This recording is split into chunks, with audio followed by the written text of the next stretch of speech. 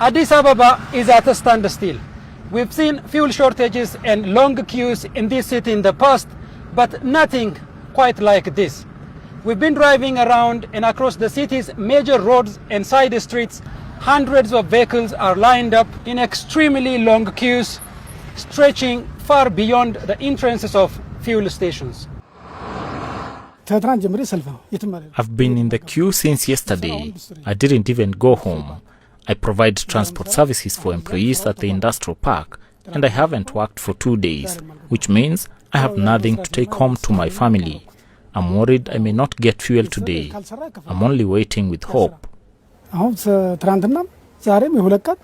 Authorities say while daily benzene supply has declined only slightly, diesel supply has dropped by half from 9.2 million liters to 4.5 million liters a day. To mitigate the impact of the fuel shortage, the government has introduced prioritization measures while continuing efforts to maintain supply.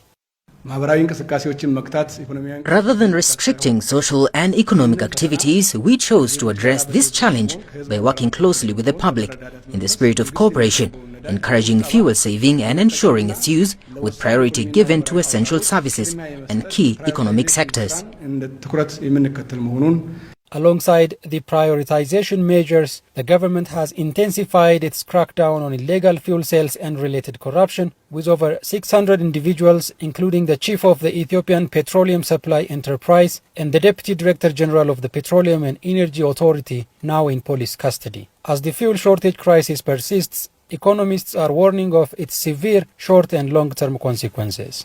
For example, because of the rise in fuel prices, inflation may spike. And again, there will be also fiscal strain from the government budget side, because the government needs to subsidize the fuel prices in order to protect the low-income groups. If this situation persists in the long term, in fact, it will have an implication for the foreign exchange reserve. If the country is going to deplete its foreign exchange reserves, this would have its own implications on some of its obligations.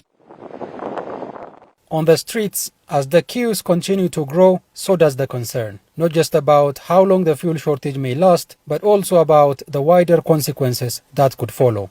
Beka Toma, CGTN, Addis Ababa.